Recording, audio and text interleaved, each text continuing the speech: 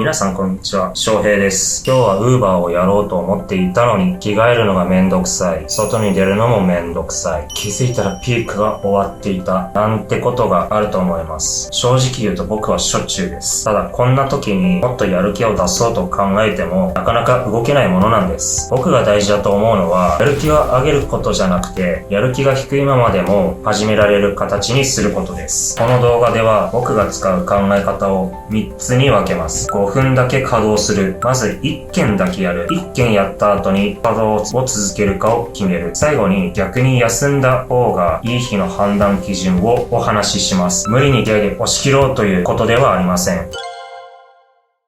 モチベーションが上がらない自分を怠けてると決めつけなくて大丈夫です。人間の脳の仕組み上、何かをする前からやる気が出ないのは当然のことなので、そうやって自分を責める必要はありません。Uber の稼働はアプリをオンラインするだけに見えて、実際はその前に細かい作業があるんですよね。まず着替えたりとか、飲み物を用意する、スマホとモバイルバッテリーを確認する、バッグを持つ、固定している方だったら自転車とかバイクに固定する、どのエリアに行くかを決める、この小さな判断が重なると出る前から面倒になってしまうんです。つまり問題は根性が足りないことよりも始める前の作業が大きな一つの塊に見えていることです。そこで最初にこの塊を5分で終わる準備だけに分解します。モチベーションが低い日は今から4時間稼働すると考えないでください。4時間という数字を見ただけでもう気分が重くなってしまいます。ちょっとここで人間の脳の仕組みを説明するんですけど、人間ってめんどくさいなって感じてる時って脳が省エネモードになっているんですよね。その省エネモードというのはカロリーを消費したくないとか動きたくないっていうことなんですよね。今から4時間稼働する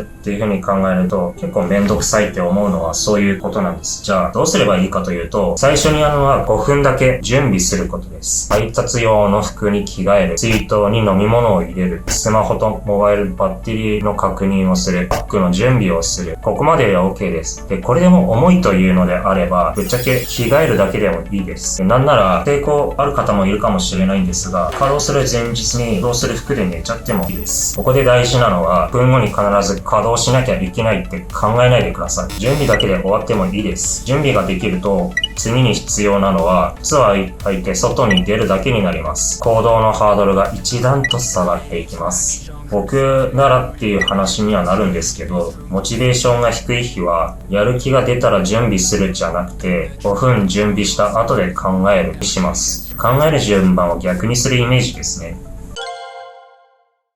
では準備ができたら、次の目標は売上でも稼働時間でもありません。1件だけ配達するです。4時間やるって考えちゃうと重いんですけど、1件なら終わりが見えますよね。それならやろうかなっていう気分にはなると思います。1件終わった時点で帰ってもいい、その条件でオンラインにします。毎回高い目標を設定することより、稼働を始める回数を増やす方が大切かなと思います。アプリを開く、案件を受ける、店へ向かう、商品を受け取る、お客様へ届ける。この流れに慣れちゃえば、機械の心理的な負担は小さくなります。もちろん、1件目が遠すぎる案件や、自分が危ないなと感じる案件なら、無理に受ける必要はありません。目的は何でも受けることじゃなくて、安全に1件目を始めることです。人間って不思議なことに、1件終わる頃には、家で考えてたよりも動きやすくなっているんですよね、その頃には。ただ、勢いだけで稼働する必要もありません。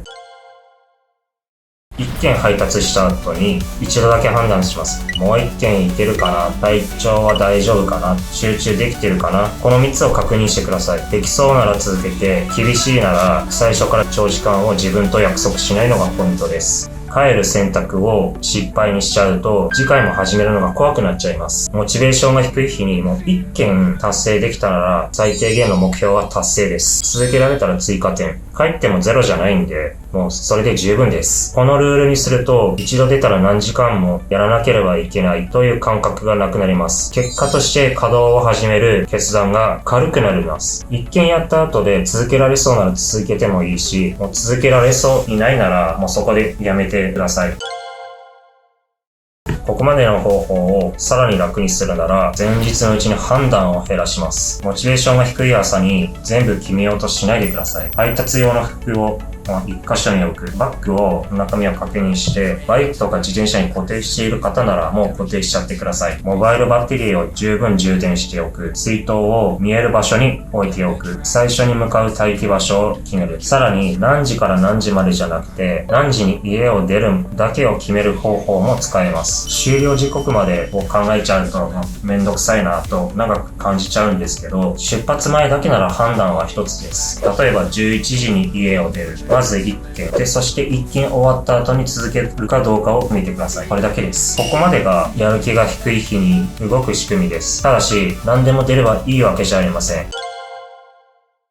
次は休むべき日を分けます。モチベーションの問題と体調の問題は分けて考えてください。発熱、強いだるさ、めまい、頭痛、体調に異変がある、睡眠不足で集中できない、などありましたら、こういう日は5分準備とか1件チャレンジの日じゃありません。休んでください。まずは体調を最優先にしてください。面倒だから動けないのか、安全に動けない状態なのか、この2つを混ぜないことが大切です。休むべき日に無理をしちゃうと、事故とか体調悪化につながって、次の稼働にも影響します。安全を守った上で、ただ気持ちが乗らないなっていう日だけ、今回の3ステップを使ってください。最後にまとめます。Uber の配達をやる日にモチベーションが上がらない日は、やる気を無理に上げようとしない。まずは5分だけ準備する。次に1件だけ配達する。そして1件終わった後、続けるかどうかを決める。この順番です。前日に服とか、バッグの固定、モバイルバッテリーの充電、水筒ですね。待機場所まで決めておけば、さらに始めやすくなります。このチャンネルでは、Uber を始めたばかりの方向けに、配達の始め方、必要なアイテム、安全に稼働する方法を発信しています。迷わず配達できるようになりたい方はチャンネル登録をお願いします。それではまた次回の動画でお会いしましょう。バイバイ。